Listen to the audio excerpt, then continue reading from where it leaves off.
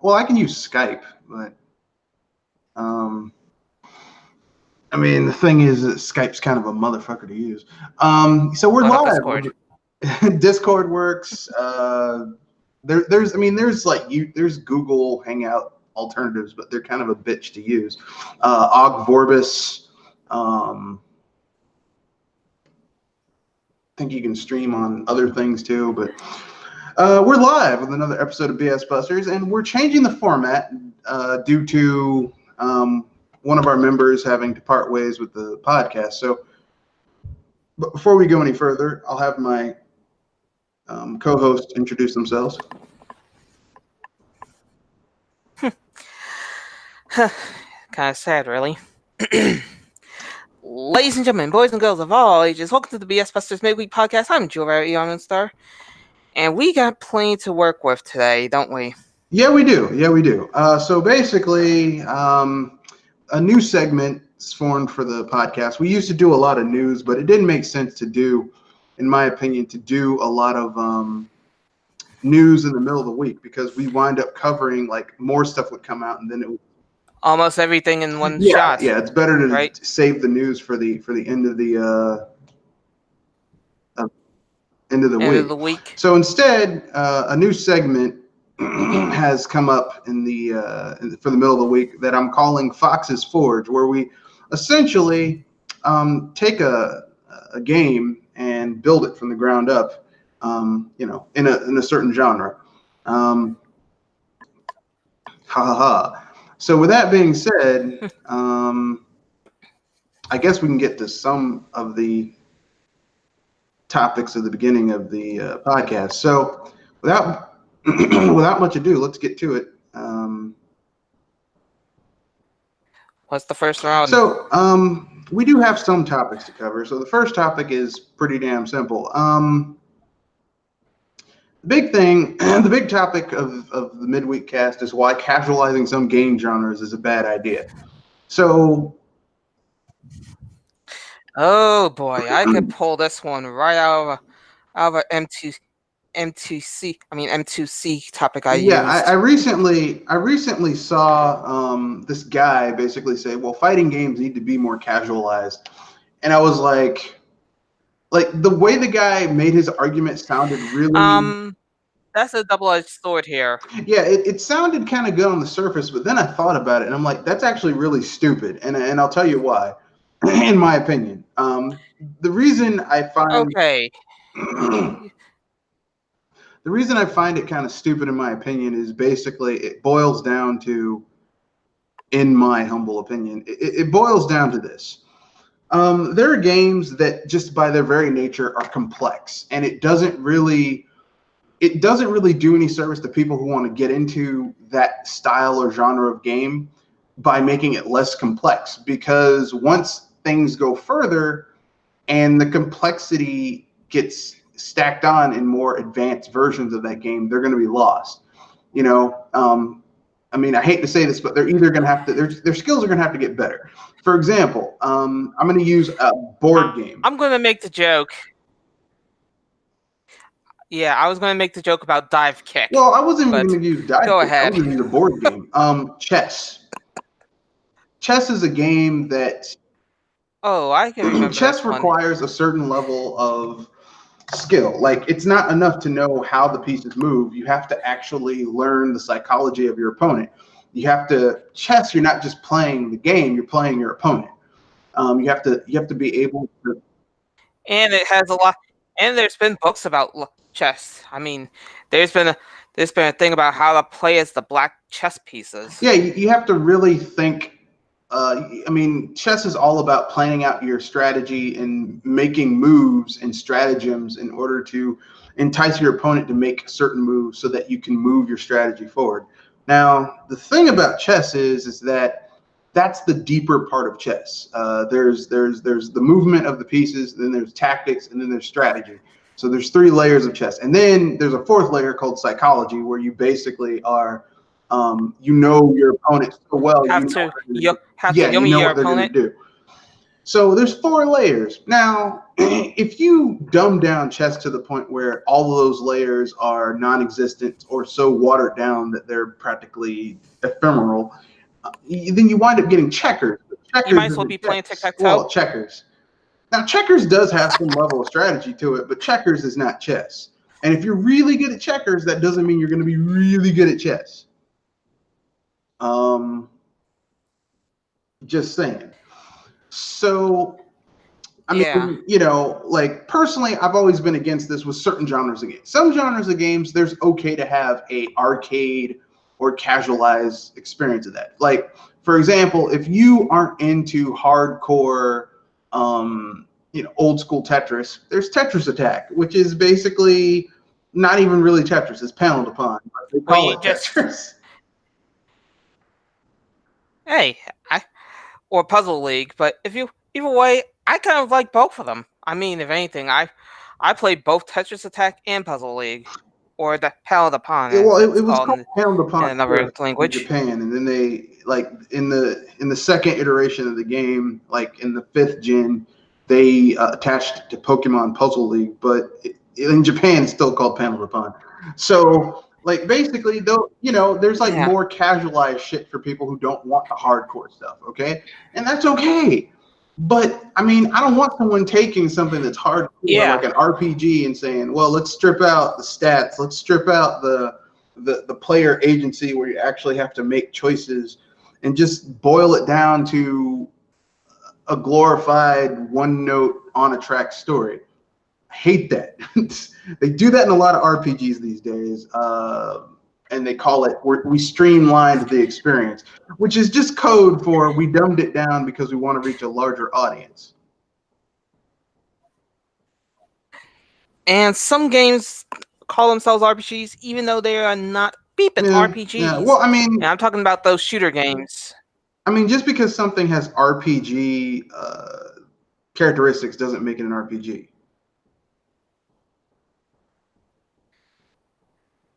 Yeah, that's the thing that I keep poking at when people say this gun game is an RPG, like Borderlands.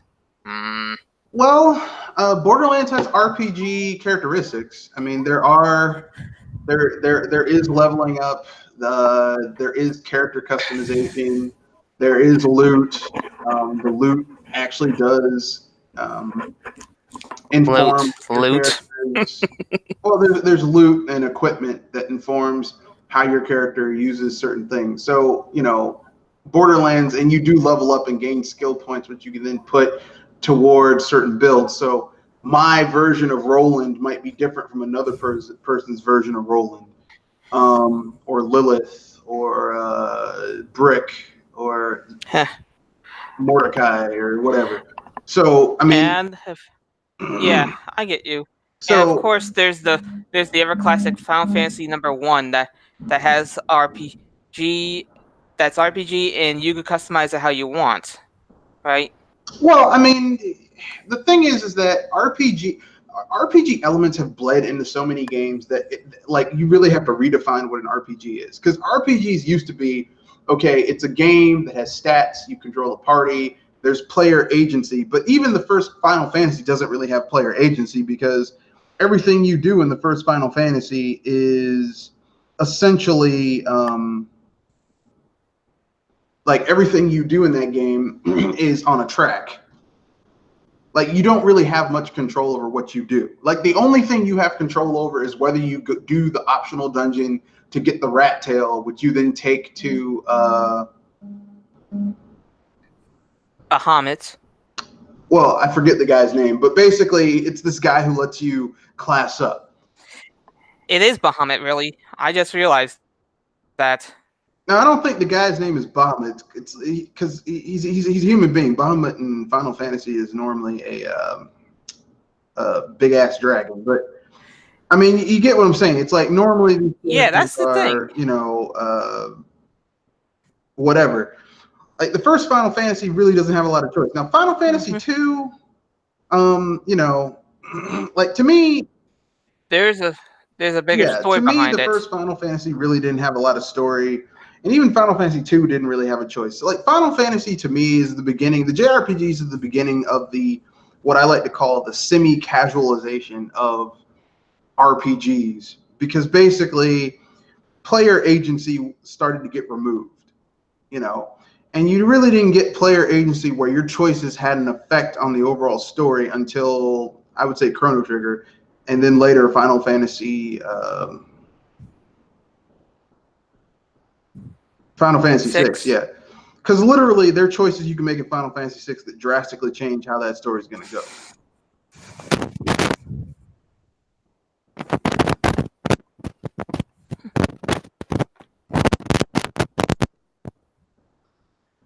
At least I get you on that. Like, you can choose to save somebody, you can choose to not save them. You can choose, like, the choices you make can determine whether or not you get a character. You know, what dialogue choices are told. I mean, it's amazing the amount of stuff you can do in that game. And normally you don't get games that have that type of stuff going on, typically speaking. It's a rarity. And I'm sorry for using puns like that. No, that's not really a pun. I'm just saying it doesn't normally happen. And I love games like that. Like, I love games. Like, player agency is something that true RPGs have, because I mean, anyone who's played D&D knows that sometimes you'll have a character, you'll have characters go off the reservation. Like, if you have a group of characters playing bad guys, like there's this module where if you're playing neutral, if you're playing chaotic or evil characters, you have to break into a jail in order to break someone out. And basically, it's like they have to do bad things. These aren't good people. And I love it. It's like, of course. It's like, let's see, I got to break into. Wish there's. What? I was gonna say, sometimes I wish that there was some dungeon stories that rolled that way. But then again, hearing about some heroes or villains in some cases break into a dungeon, break into a prison to break someone out. Oh God, that's gonna be a hilarious story to tell. Yeah, I love it. I love the whole idea of basically this massive battle going on, and like you have to break into a prison. I think it's a really interesting module, because you normally don't get modules like that. Normally you're trying to get out, or the Blood on the Sands module where your characters are kidnapped and forced to fight in a underground deathmatch arena against consecutively more difficult creatures, and yet you can't really heal yourself between fights and stuff like that. Those are fun, but I mean, just the idea of being a bad guy, having to getting arrested so that you can get thrown in jail, so that, and then trying to, you know, sneak in, it forces you to use a different set of rules and have to make different choices and stuff like that. And I love stuff like that. I love games that do that. Like, I get tired of games that don't have player agency. One of the reasons why I just like. One note. Well, it's one of the reasons I'm kind of over Pokemon, because there's no player agency. It's literally the same game over and over and over again, more often than not. And I know people are going to say, well, there's slight differences. Yeah, but none of the choices you make in a Pokemon game really have any effect over what you do in the game. Like, what starter you choose really doesn't have. I think it's more the collectability with. I think it's the collectability with that keeps me going with it. Yeah. Though, if anything, that's been burned. Yeah, collecting the Pokemon is what people like, but like, aside from collecting Pokemon, there's nothing you're really doing. Like,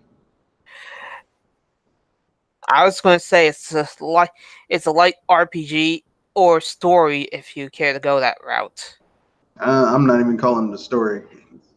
And I'm just being generous here. You're being charitable with the story. I mean, because just to me, there's no player agency in a Pokemon game. Like, okay, like no matter what starter you choose, I mean, like there's really nothing. There's nothing going on with whichever starter you choose, because at the end of the day, no matter what starter you choose, Like no matter, like you could say, your rival is gonna pick the opposite thing, but it doesn't really matter because no matter what opposite thing your rival chooses, you can catch Pokemon that make up for the weakness of your starter. So even then, it's like it's like, okay, well, that's not really a major choice that affects anything. You're still gonna have to fight your way through some gyms, fight Pokemon trainers, get your way to the Pokemon League, and you make no choices. Like even the choices you do make don't really matter. Like in the first Pokemon game, it's like you can choose to get Kabuto or Amistar, or sorry, Ammonite, which evolves into Amistar. You choose which fossil you want, and even though it comes late game in a sense, it really doesn't matter because both of them are the same. And both of them are kind of shitty Pokemon anyway. Neither of them are really good Pokemon. Yeesh. It's like you go through all this trouble to get an ancient Pokemon, and they kind of suck anyway.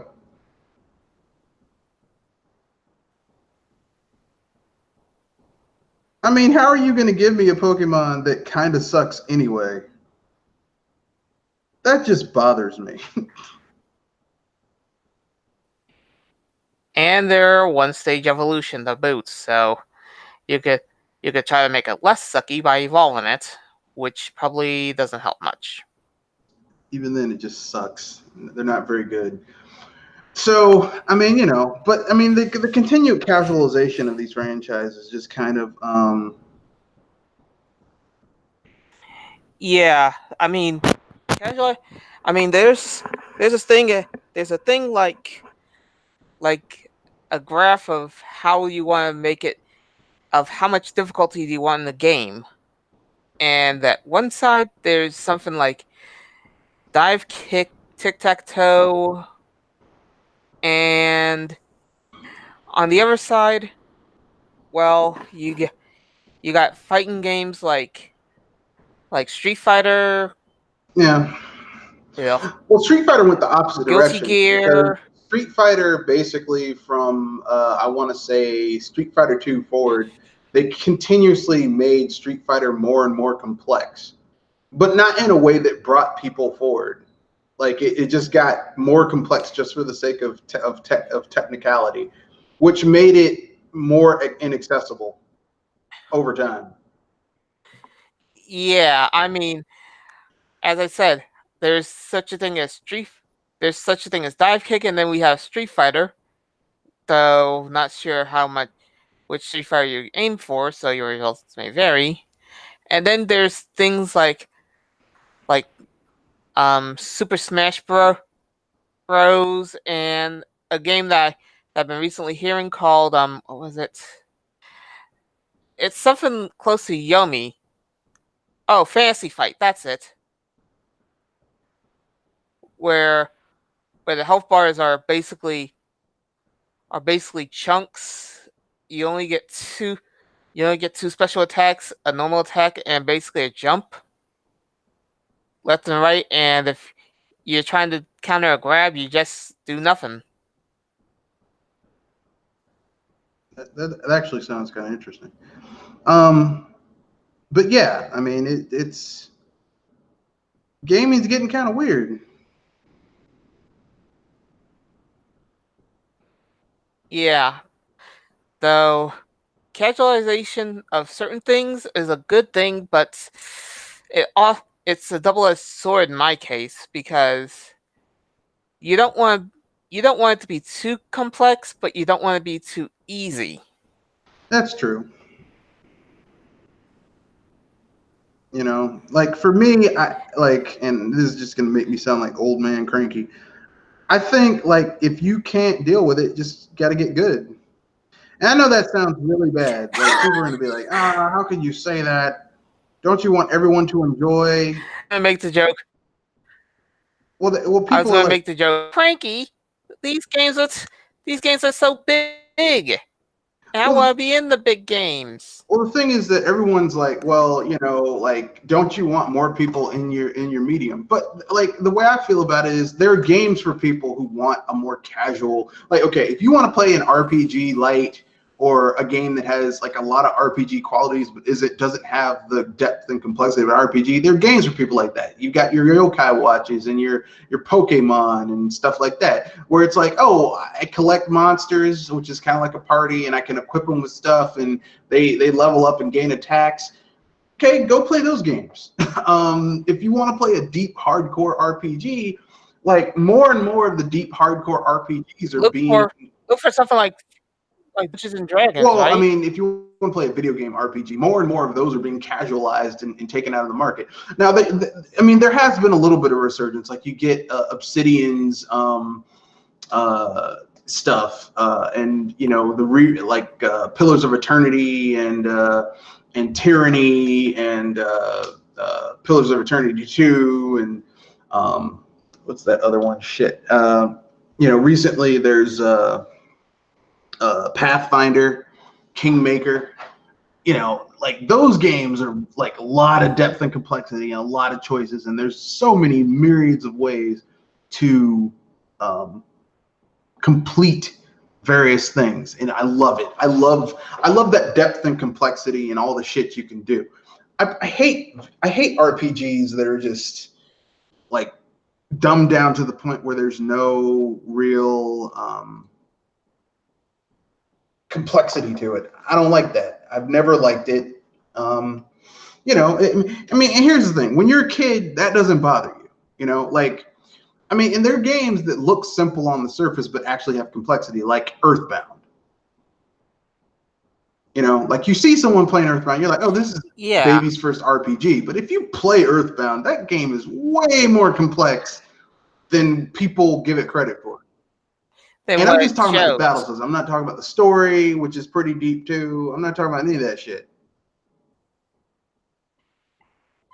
I was gonna say the story. I think it's on something other than air, but I can agree with you on that.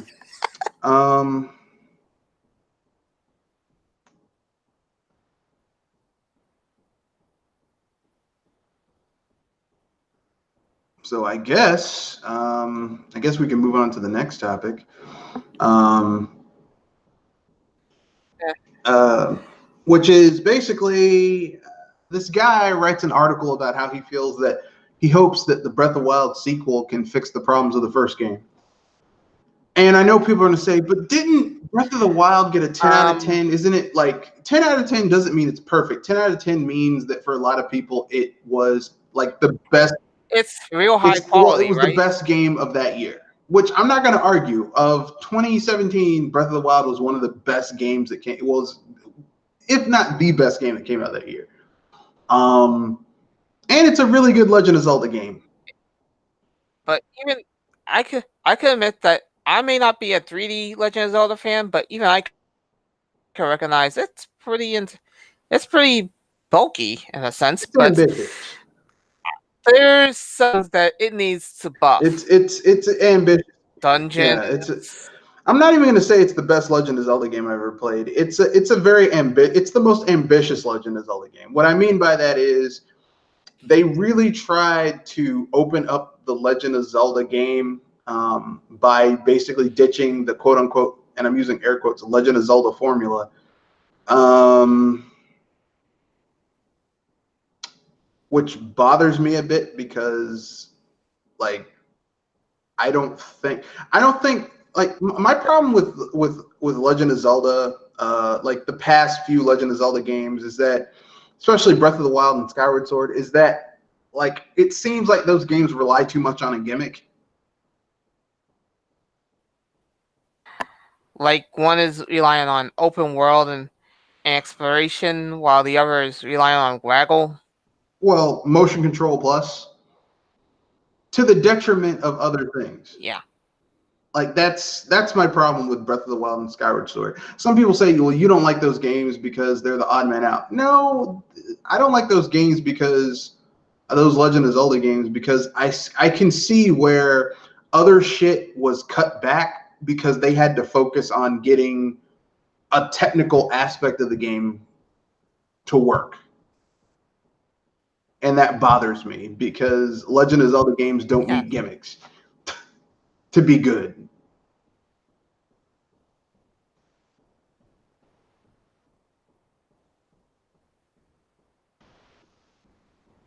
Julia, there? So, back onto the topic of...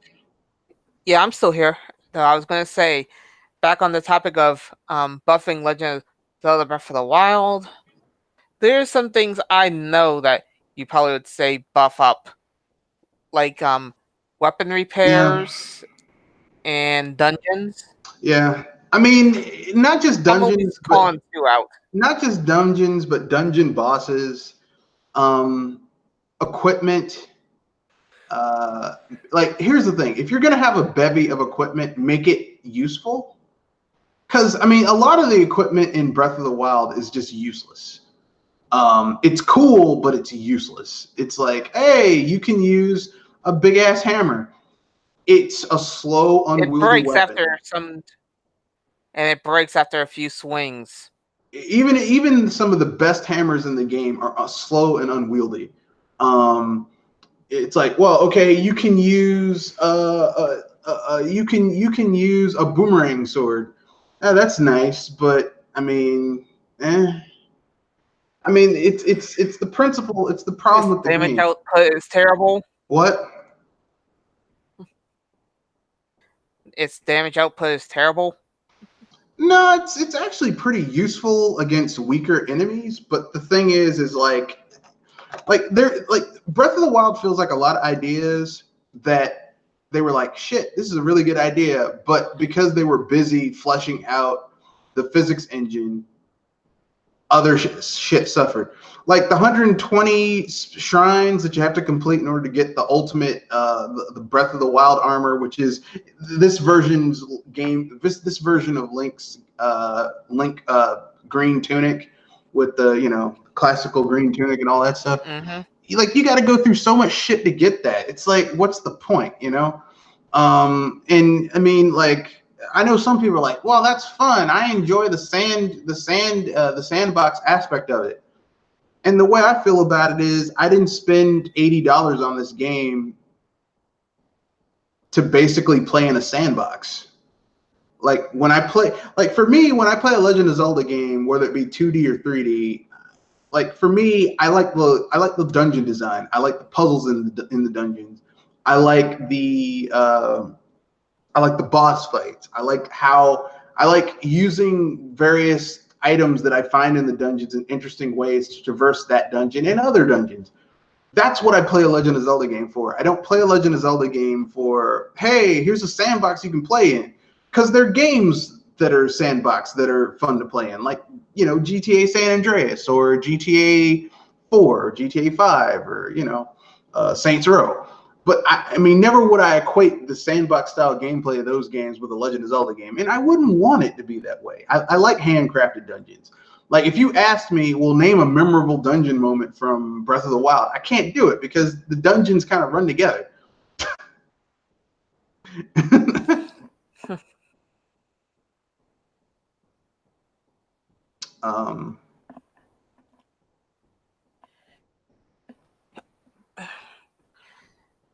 Besides the two that I mentioned earlier, what else do you think would need a buff? Enemies. They need more. You mean enemy variety? Yeah, they need more enemy variety. Better bosses, or I should say, bosses in general, because this game's almost 2 years old at this point, so it's not really a spoiler. In Breath of the Wild, you literally are fighting. You fight Ganon like 6 times. 5 times? Because you fight Ganon 4 times with the Guardian. Let me guess. There's one Ganon per Guardian. Ganon in the castle, Ganon in the castle, and then Ganon gets pissed and transports you into some type of weird, like, pocket dimension where you have to fight him in his beast form, and it's 6. It's literally Ganon over and over and over again. And I'm like, I know you guys can make better bosses than this. Because this is the same team that did Twilight Princess and Skyward Sword and Ocarina of Time and, you know, like all these different games. Why did you fuck this up?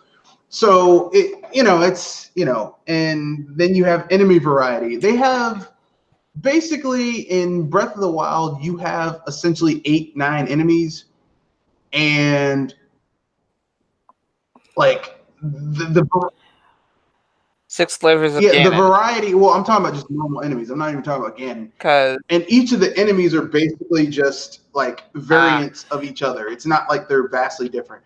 Like their version of an Octorok, of those little tiny Octorok things, is the same shit that you find that's shooting shit at you in the water, which is normally in other Legend of Zelda games is a completely different enemy.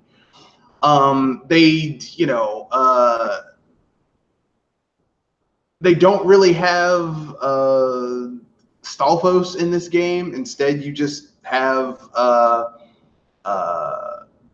like the skeleton versions of normal enemies. They don't really have you have Lizalfos, but like even though they technically name them as different things, it's just slight color variations of the same enemy. You know, it's you have Moblins, but it's like it's only color variations of the same enemy over and over and over again. And the color variation tells you how tough they are. The toughest enemies in the game isn't Ganon. It's these damn Lynels. But the thing is that like once again, no, Lynels. They're called Lynels. They're literally just like they're just color variations of the same enemy over and over again with minor behavioral variations depending on how you're fighting them. It's really fucking lazy. I mean, really, really, really, really lazy. Well, I shouldn't say it's lazy. It's like lazy. You read that? What? It's like they crammed so much. I was going to say it's like they crammed so much in there that they barely had time for certain things like variety. I don't think that was it. I think they spent so much time trying to get that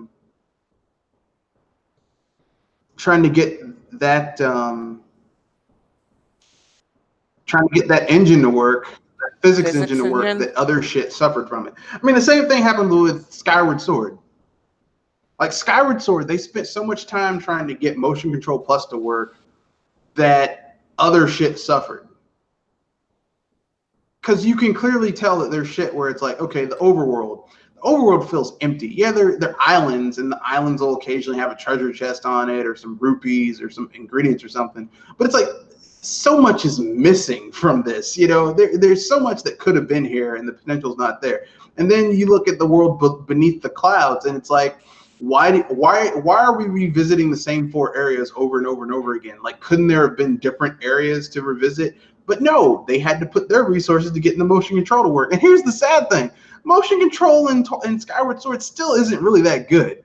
I mean, you still have moments where you have to recalibrate the Wiimote. So even then, it's like, what a fucking waste, you know? It's small reward for a large amount. I mean, if you put 50% of the resources that you put into Wii Motion Plus, or even better, just dropped it entirely and just put those resources into the game, like the actual game design, and not Wii Motion Plus getting it to work with the game, imagine how great Skyward Sword could have been. You know, but you know, if you say that, people get angry. And I mean, even Breath of the Wild, like I know they really wanted to make the biggest, most impressive on a technical level Legend of Zelda they've ever made. And that's cool and all, but then there's basic shit that should be in a Legend of Zelda game that isn't in this game. Like the combat is kind of bare bones. And people are hoping that actually people would say that it's so flexible that you have all this variety. Yeah, I don't. And yet I could hear it a mile away. Yeah, I don't. Like I said, I don't play Legend of Zelda games for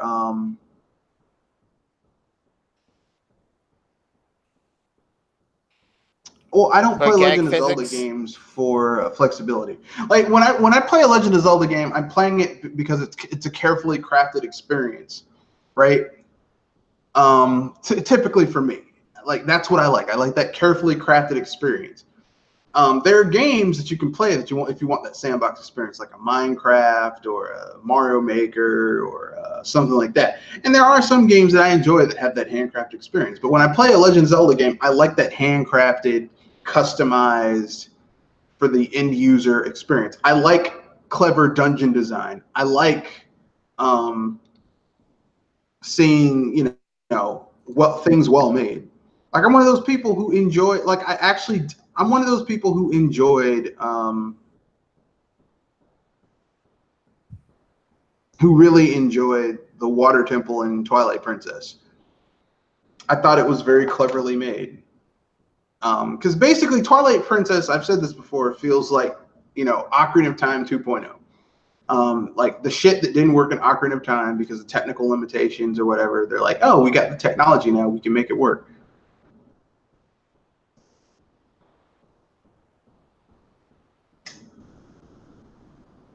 Got kind of quiet there, Jewel. Sorry, I was trying to actually be sure I heard you, and if anything, I do agree with you on that point. But everyone can have their own things. I mean, their own thoughts about it. Yeah. But if anything, I can agree that if we ever get that when Legend of Zelda 2 Breath of the Wild 2 comes out, I hope they actually buff some things and maybe nerf other things like you lose your weapon for good if you have it so used it's broken. Yeah, I didn't like weapons breaking while I was fighting. I thought that was stupid. And the only reason I say I thought that was stupid is because essentially speaking, for me, and this is just my own little personal opinion. I know people are going to be like, there was no reason for there to be breakable weapons in Breath of the Wild, like that you couldn't repair, because there are other Legend of Zelda games where you have like the concept of having weapons that kind of over time break apart, things that break, and then you could repair them or degrade at the cost of some over time. Yeah. I mean, there are games that are like that. Like if you play Majora's Mask, there's an entire side quest about you having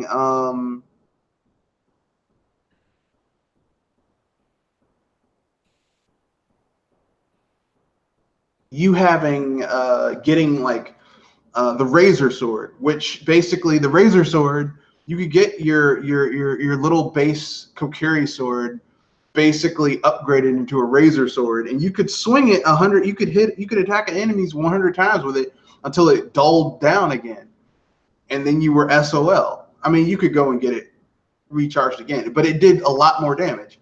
And then you could basically, like, if you helped out the Gorons, you could get like a thing of gold dust, which you could then take to the blacksmith, and he would basically upgrade the sword to a gold sword, which did even like better damage, and it didn't break. But the best weapon in the game for Link was the Great Fairy Sword, but you had to find all the all the fairies for the Great Fairy, so it was kind of ridiculous. Hopefully, it's not as annoying to do as finding 100 little creatures. The Great Fairies weren't that bad. If you had to find all of them and get the Great Fairy Sword, it wasn't that bad if you had the word I'm looking for. If you had the walkthrough, which I did when I played that game. Yeah. Because I'm a cheap bastard. Yes, I am. In one-player games, I could say that you're smart, cheap. Beep. Yeah, because I wasn't about to fight all that shit and sitting there embarrassing myself, looking and looking and looking. I'd rather just be cheap and just get it like that.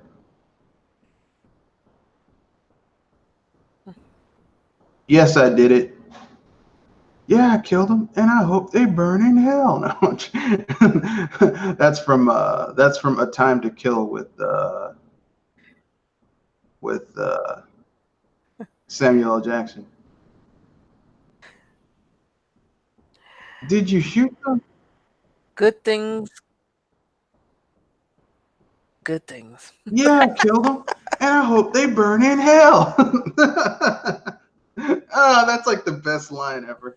I saw the play that was based on that book, and it's not as good as the movie because the guy who was playing Sam Jackson's character just was not as good as Sam Jackson. But I mean, really, what actor is as good as Sam Jackson?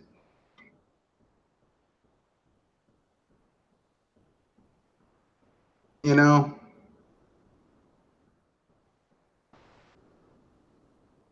Yeah. What do you mean?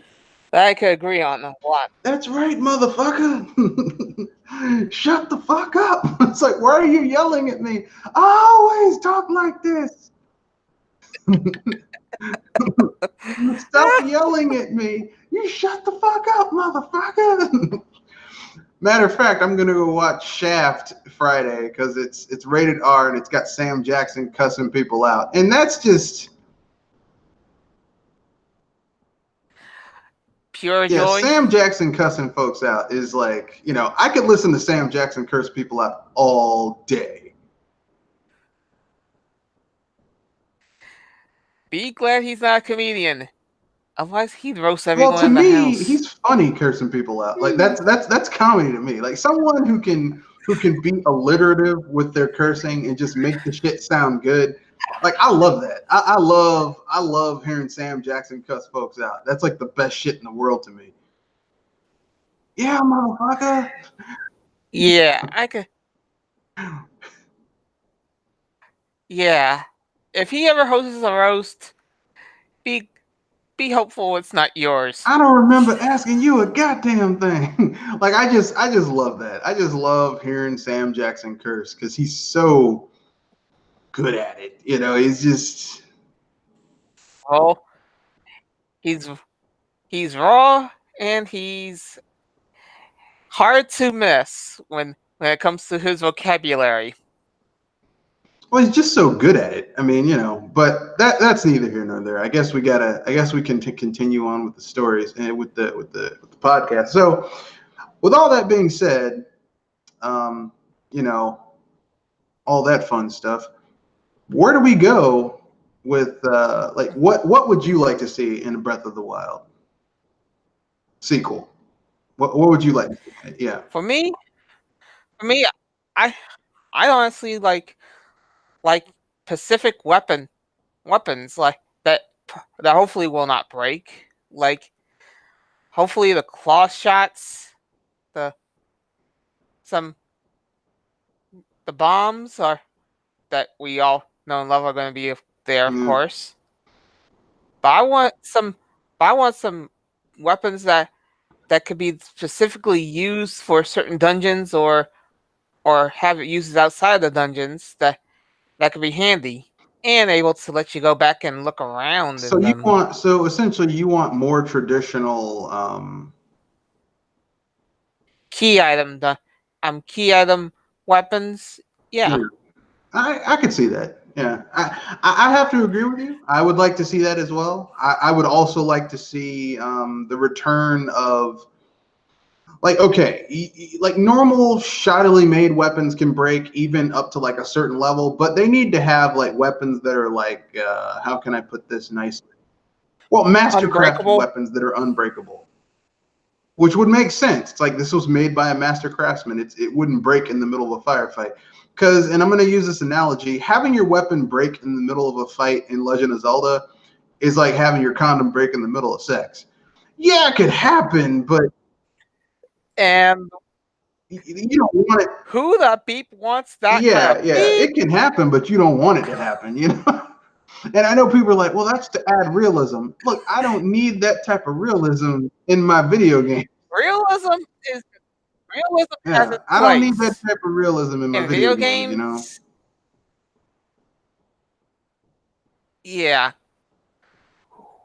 I mean, there's a lot of yeah, we don't need realism like that in games, and oh gods. I mean, there's a lot of If realism I can deal with, but that ain't one of them, you know. that's one that you Yeah. don't want. I mean, if anything, you already gave me a fright when you when you said when you put it in comparison. Well, I mean, that's basically what it's like. It's like you're in the middle of a fight, you're giving and you're taking, you're doing what you need to do in order to finish the deal, and then right when you're about to, you know, shit's getting intense, psh, what type of bullshit is this? That's basically how it felt when I was playing. Or like, and like Adrian Newman had this look on his face. He's like, I'm so proud that I added this feature. I'm like, man, fuck off. Like in my head, I didn't say it, but in my head, I was like, man, fuck this shit. Um, Yeah, some things just make you want to send the middle finger, an image of a middle finger to the people that made the game. that's not a brilliant game design. I'm sorry. Like I know why they did it. They were like, well, this will give people an excuse to use different weapons. Yeah, I already got that scare with Fire Emblem. I don't need it in Legend of Zelda. Yeah, they're thinking, well, this will give people a reason to use different weapons, and that'll be cool. Look, man, I have never not used different weapons in Legend of Zelda games. Although, to be fair, everyone's gonna find the weapon setup that's like fits. Yeah, usually it's a sword, a shield, and a key weapon. For me, it would be the hook shot. Yeah, or the double hook shot from Twilight Princess, which was just that was such a Twilight fun weapon. Princess. Oh man, that double hook shot was just ridiculous. You must have had love of that weapon when you played Twilight Princess. I liked all of them. To be honest with you, I think all the weapons in Twilight Princess were pretty good. Although the cheapest weapon was that damn was not a weapon. It was your charge attack when you're in wolf form that you could just basically one shot motherfuckers with. Oh yeah. Yeah, that was not the men. That was easy Oko material. Yeah, that broke the game. Right? It really did. I'm not complaining. I liked it, but it broke the game. Considering that you're a feral beast, I'm mixed between it's broken and it's fair. I mean, like I said, it wasn't. I mean, I'm not against. Yeah. Like people want to pretend like, oh man, you're against Breath of the Wild. You're against Breath of the Wild. It's not that I'm against Breath of the Wild. I just feel that there's shit where you can tell. It could there's better. Stuff where you can tell where they literally were like, okay, we have so much resources, we have to put them in certain places, and you can tell they put their resources in other places versus other places. That's all I'm saying. Yeah, I mean, even though I'm not a Legend of Zelda 3D fan, I could appreciate what Legend of Zelda Breath of the Wild gave, and I hope that it improved. And I say why I do say, because I wish for it to improve for those that love the Breath of the Wild 3D games. Yeah. Because some of that may actually bleed into the 2D games. Well, it already did. I mean, Link Between Worlds. I mean the same issues that Link Between Worlds had is the same issue that Breath of the Wild has, which is because it's so open, there's really no difficulty spike. Like everything is too damn easy. I was gonna say it's all one setting. Yeah, because there is no, like, typically speaking, in more traditional Legend of Zeldas, there's like there's the optimal path to go, right? Even Link to the Past, there's the optimal path to go. The optimal path to have the best experience. Yeah. And that's just the way it is. I mean, personally, I don't like my Legend of Zeldas where you can go anywhere. I don't like that. I don't really like that go anywhere shit. Some people would say it's a call to Legend of Zelda number 1. Yeah, but even the original Legend of Zelda had numbered dungeons, and the number that the dungeons have, Dungeon 1, Dungeon 2, Dungeon 3, all the way to 8, like, it really was in your best interest to go in the correct order, because basically if you went to the wrong dungeon at the wrong time, you would be facing enemies that were way more powerful than what you should have been facing. So I don't really think that that's like a valid. Not to tell you, I'm going to say something that's going to make people really upset, but I don't give a shit. First Legend of Zelda isn't really that good. I say it's a mixed bag. I mean, at the time, like, depending on where you grab. Compared to what else was out, there was nothing else like Legend of Zelda during the 3rd gen. But if you compare it even to like Link to the Past, it's not that good. It really isn't. It really is not as good as Link to the Past. That I could agree on entirely. And if anything, I actually fear and am highly curious of what will happen if that ever gets a remake. Oh, gods. Help us all. What, Link to the Past? No, the first Legend of Zelda. I mean, they did kind of remake it. Have you ever played By Saddle of You, Legend of Zelda, where they took the engine for Link to the Past and remade the Legend of Zelda game? I have the repro cart for it. It's actually pretty good. I only ever heard of it. Yeah, it's actually pretty good. It's not great, but like, here's the thing.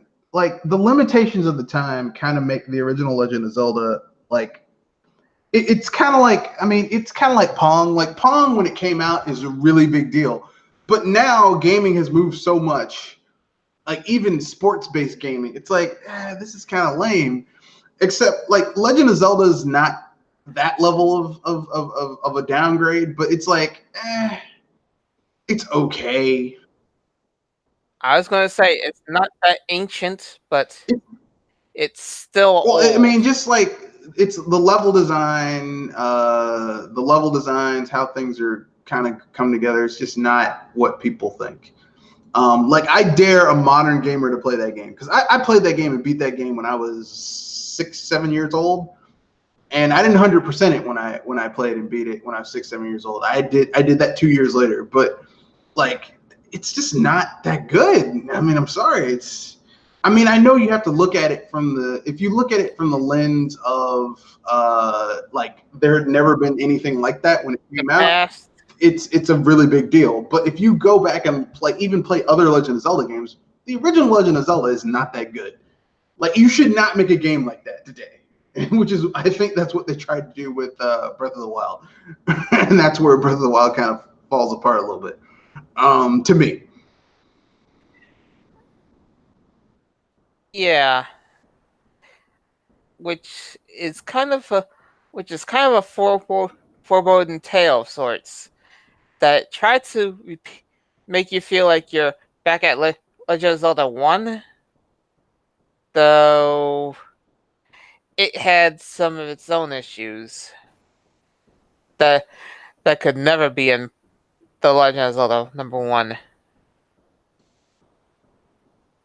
I don't know about that. I'm just telling you how I feel about it. Yeah. Though, if anything, one last thing before I let you try to take the rest. All right. The collectibles. Yeah, those Korok seeds are bullshit.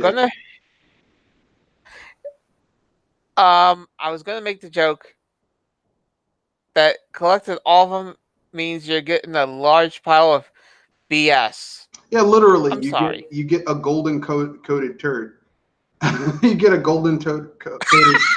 You get it because I got all the Korok seeds, and it's just a waste. It's just a waste.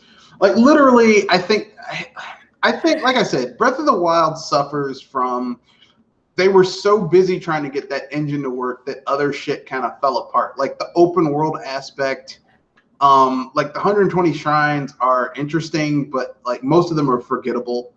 Some of them were like, oh, this is kind of hard to get through, but it was like at the end of the day, none of them were really memorable.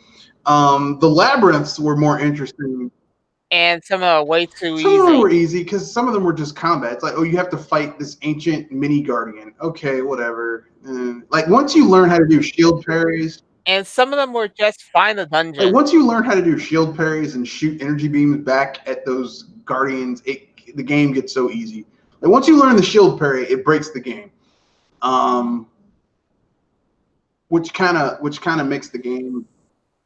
Provided Oh, that's it. Once break. You do it perfect. Like if you do it perfectly, it doesn't make your shield go down. So that's what I'm saying. Once you perfect it, it's like it breaks the game. Because the first time I played Breath of the Wild and beat it, I did it the quote unquote traditional way, where you go and do all 120 shrines, you beat the guardians, then you fight Ganondorf. And I was like, and I still hadn't perfected how to get the timing down for the shield parry. But like literally they have a tell because there's a sound that they make before they shoot their energy beams, and then you bounce it back at them. Very simple. Literally, like the second time I beat the game, I did I'm just gonna sneak into Hyrule Castle and fight Ganondorf route. It worked. Beat Ganondorf. Perfected my shield parry. Literally, once you perfect your shield parry in Breath of the Wild, the game is just it's too easy. It's like I don't care at this point because you can beat guardians, you can beat any enemy with that because basically once you shoot, it's too easy. It's like a joke. So, I mean, to me, I know some people are going to be like, oh well, I like Breath of the Wild because of insert reason here. It's got so many features or whatever, but I wasn't enthralled. Yeah. With me. And so, there's such a thing as feature creep. No, it wasn't really feature creep. It's just like they were so focused on getting that engine to work and to have all the little physics in it and shit like that other shit kind of suffered from it, and you could tell. Kind of like they did, like same thing with Skyward Sword. They were so busy trying to get motion control to work that other shit suffered from it. And it is what it is. I'm not going to say they're bad games. It's just you can tell that where the resources went.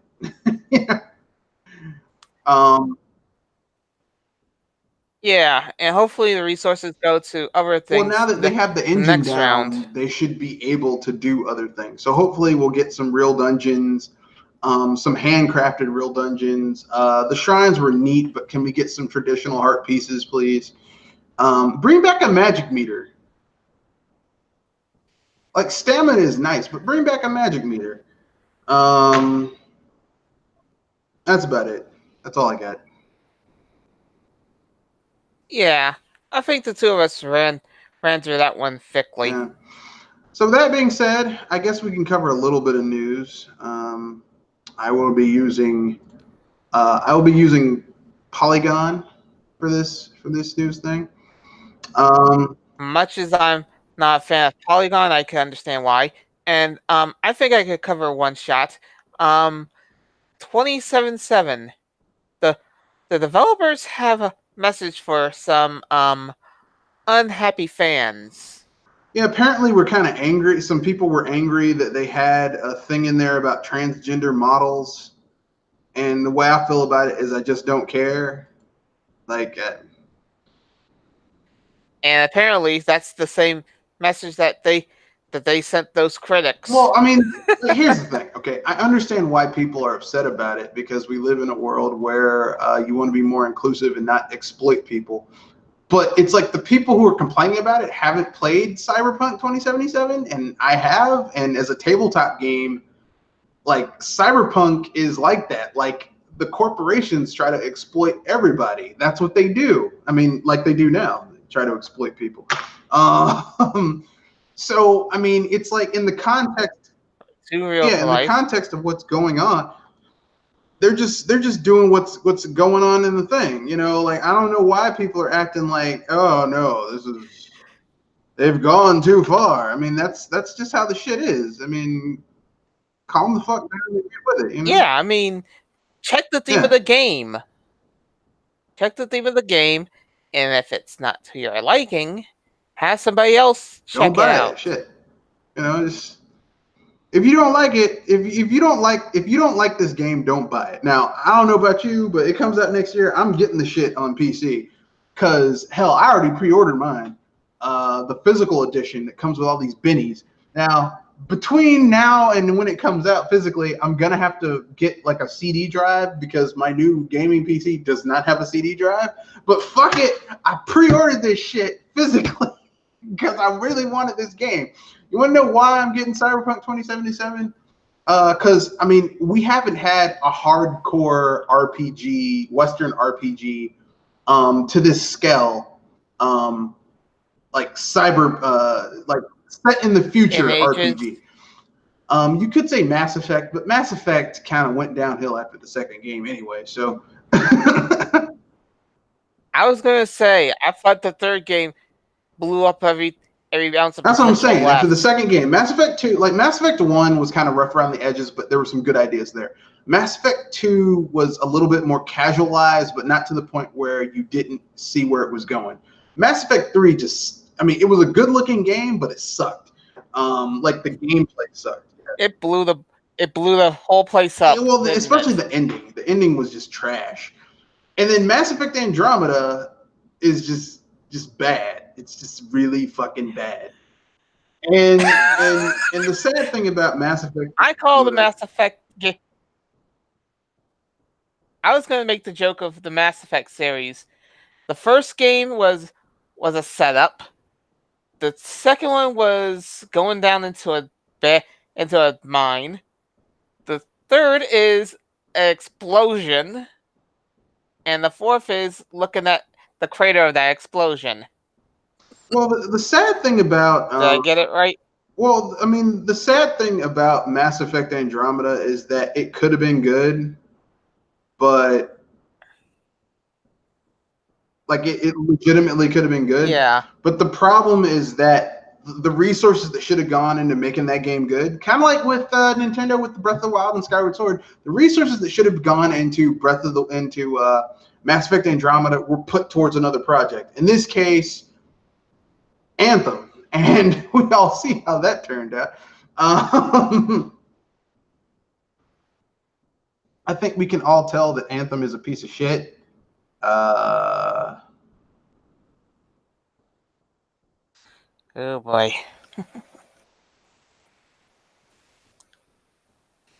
I think we can all tell that Anthem is a piece of shit, and to no one's surprise. Like, I don't think anyone's like, man, I can't believe Anthem's a piece of shit. Really? You can't believe that? How's that surprising? I was going to make the joke.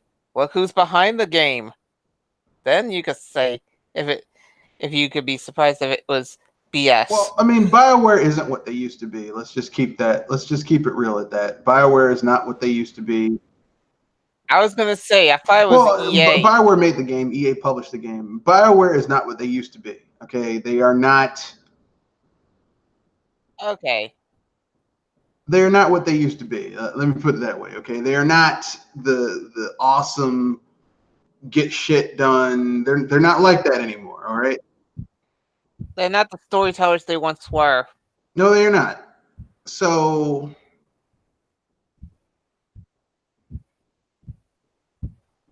And it's sad because, you know, I like BioWare, but now some of my favorite games were BioWare games back in the day, but they are not like that anymore, all right? They're not good like that anymore, all right? Yeah.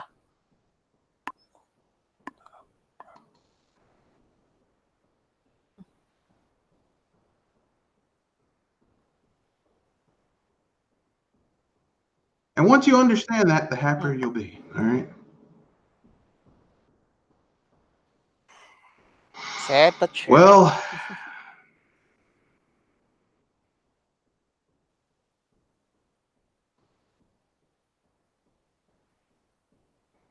but that's just how I feel. I know some people are going to be like,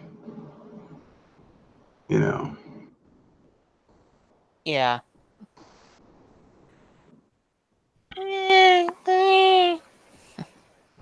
But I don't care. Did you find anything? I'm just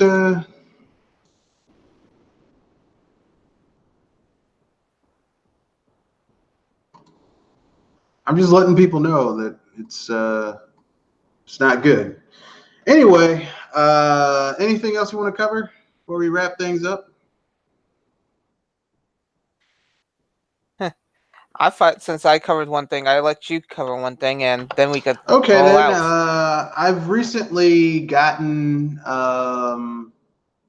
Xbox Game Pass for PC. It's the beta, and it is rough. It does not work. Like I can download games.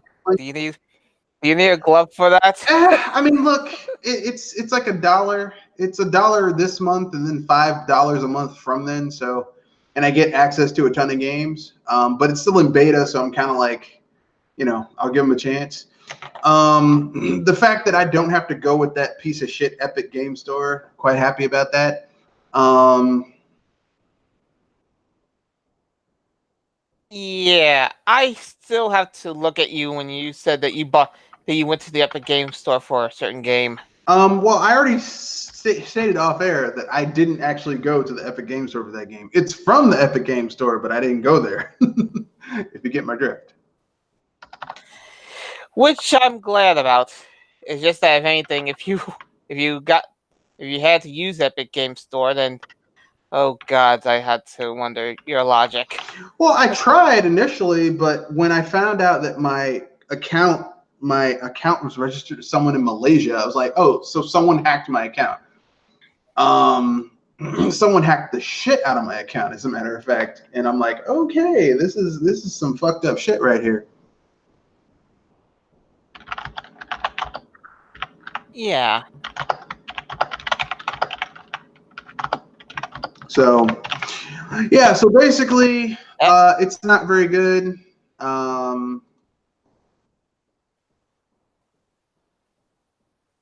And I'm not down with it. I'm not down with it at all. So Yeah. hopefully it'll get better, but probably not.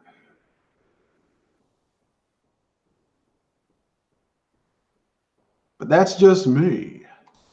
That's just me. Anyhow,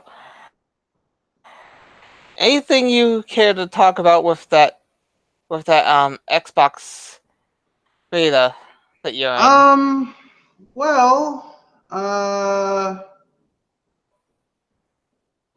I mean, like I said, it's kind of like, how can I put this nicely?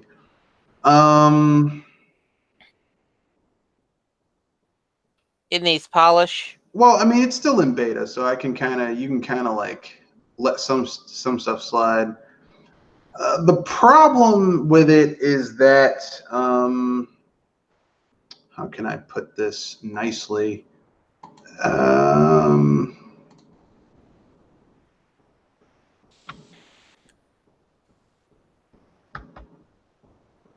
Can't really.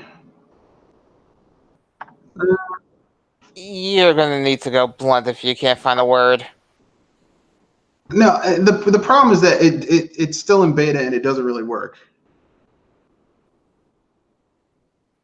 That's the problem. Okay. It's just that I was gonna say that if there's something major that's wrong in the beta, you might want to say it plain and simple because, well, I'm just saying it's It's kind of messed up. I mean, MMOs usually have an open beta. Well, I mean, session of sorts. A lot of things have an open beta, really. Yeah, but I was thinking MMORPGs usually do it the best in the sense that they open up to the public to try out and try to break to some interesting results. I just, but I mean, here's the thing. I can't get that mad because it's only $5 a month, It's only $5. I mean, like literally that's the price of $5 is the price of a small meal at McDonald's. A fast food. I was going to say a fast food a small meal. Right? Like you get small fries, small drink, and a sandwich. $5, maybe a little bit more, but it's like I can't get mad at $5. You know what I mean? Yeah. So makes me wonder what their year option is because 60. It'd probably be less than that. Probably be like 50. That's still, I mean, it's still reasonable. I mean, that's the price of one game. And the thing is, you're probably going to buy one game anyway at most of these places anyway. So what's the point?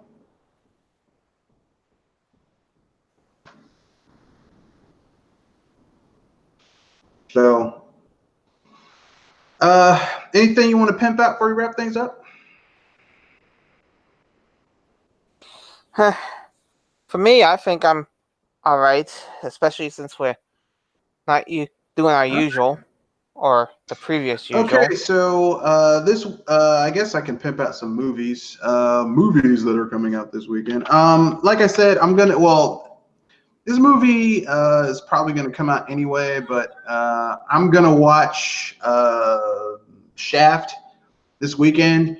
I know a lot of people are gonna go watch Toy Story 4. I'm not gonna watch it because I'm not a huge Toy Story fan, but I know people who are. See, I was gonna ask if you were gonna check out MIBI. No. I literally don't give a fuck about Men in Black at this point. Especially when Sony is the one putting it out, and I'm like, you don't have Will Smith in it. You have Tessa Thompson and Chris Hemsworth. And Chris Hemsworth is not a bad actor, and Tessa Thompson is not a bad actor, but I don't want to see them in a Men in Black movie. You know what I mean? And considering who directed the film, oh gods. And the thing, this was almost a 21 Jump Street cross MIB movie. No, that probably would have been better. I mean, really, I'm gonna keep it real, okay? We got a little bit of time, so I'm gonna say this. If Sony was like, if someone said you are the creative person behind Men in Black, what would you do? I would not do a movie. I would do like an animated series, like a 13-episode animated series of Men in Black. So that way you could bring back Agent J and K because no one gives a shit about Tessa Thompson's M and Chris Hemsworth's H. Like no one cares about those characters. Like I would basically do an animated series.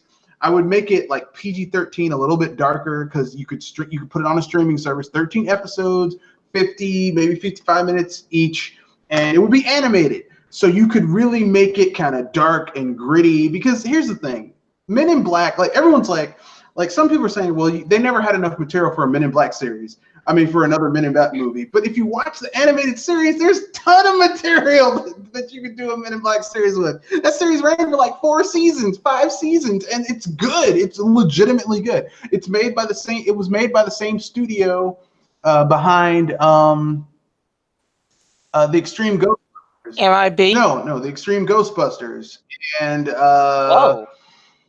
Godzilla the animated series. So I mean, they've proven that they prove that they have the chops to to really expand on a shitty movie. Because Godzilla 98 sucks, but the animated series is great, and the Extreme Ghostbusters is great. And I mean, shit, Men in Black is one of the best animated series ever. Like you can, like I have the DVD set of that show, and it is just fucking awesome. Like it's really good. It's like you like Men in Black the TV series. I mean, you like Men in Black the movies. Well, this is like really good, except you don't have to deal with old ass Will Smith and old ass Tommy Lee Jones. Like you can use animated versions of these characters, and it works. Like you can't. I mean, it's not gonna. It makes no sense to do a Ghostbusters movie now that Harold Ramis is dead. I know they're doing it and they're getting the cast back together and all that shit, but it doesn't feel right without Harold Ramis being. But you know who's still alive? The voice actor for animated Egon. Animated Egon's still kicking. So why not do an animated series like for Ghostbusters instead of trying to always do fucking live action? Like why? Live action movie. Like, oh, we need to get the original actor. I mean, seriously. Just do it animated. I was going to make the joke that seriously, we don't need all live action. Disney has already proven how much of a mess that is. I'm just saying. That's all I'm saying. Just do that. That's what I would do. Yeah. That's what I'd do if I had my druthers. I would basically, because you could do, and if you want to do a crossover, do Ghostbusters crossed over with Men in Black. Because the running joke would be, if you did an animated crossover, the running joke would be the Ghostbuster, the Egon, who's the brains of the Ghostbusters, doesn't believe in aliens, and and you have Kay, he's like, there's no such thing as ghosts. So essentially, you have these two characters who essentially they cross over. Like there's a ghost, there's an alien there's the ghost of an alien, and they have to deal with that. And it turns out that the ghost of the alien isn't actually a ghost, but the alien that the Men in Black are chasing is really a ghost. So it's like their paths cross because they're chasing two things that are the same yet different. And that could be a fucking awesome crossover. Yeah. You know. I actually see you're going with that. Is that some type of alien? No, it's just Slimer. It's our pet ghost. We feed him, and he slimes us occasionally. Hell, you could use the extreme Ghostbusters and have young people. You could, have the old Ghostbusters talking shit to the new Ghostbusters, and then just like how Kay talks shit to Jay. How's it going there, Slick? Don't call me Tiger. Don't call me Slick. Don't call me Youngblood. Don't call me Ace. Don't call me Junior. Don't call me Kid. That's right, Slick. So let me tell you something, Tiger. Don't call me that. It's if you animated it, you would, like I said, you wouldn't have to deal with old ass Tommy Lee Jones who doesn't want to be there anymore, and Will Smith who just doesn't have that type of star power anymore. So, you make it animated, you cater to the fans, and then they bring that shit out.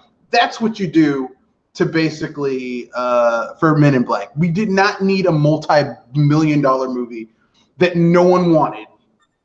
Like, seriously, no one fucking wanted this. Like, no one. Yeah, I mean, if anything, give me an animated version of the movie for beep's sake. It will at least save you some. Just like Ghostbusters 2016. No one wanted that. No one. Like, no one was like, yeah, man, I want Ghostbusters 2016. A Ghostbusters that basically talked down and was misandrist, which basically fuck men. And insults. And I don't mean fuck in a good way. I mean, like, go away, we don't need you, misandry towards men. And basically just shit on the legacy of Ghostbusters, because that's what that movie was. It was like, we don't need the core fans of Ghostbusters. Yeah. We're gonna double down on getting young girls into Ghostbusters. But here's the thing. I mean, and I'm not saying this to be sexist. Classically, the fans of Ghostbusters are dudes. Yeah, that's the thing. Yep, you're a normal population that enjoys certain shows, like this one are men. And that doesn't mean boys, that you couldn't have guys, girls into Ghostbusters, because like instead of doing all this bullshit, they could have said, hey, if they really wanted to get girls into Ghostbusters, they could have done an Extreme Ghostbusters movie with that basically had, the Extreme Ghostbusters, because the leader of the Extreme Ghostbusters is a young goth chick. Yeah, it's a young goth chick. She was the leader of the team. And that would have been awesome. But no, we can't. Which is kind of a surprise, but still. We get fat ass. But no, we get trash.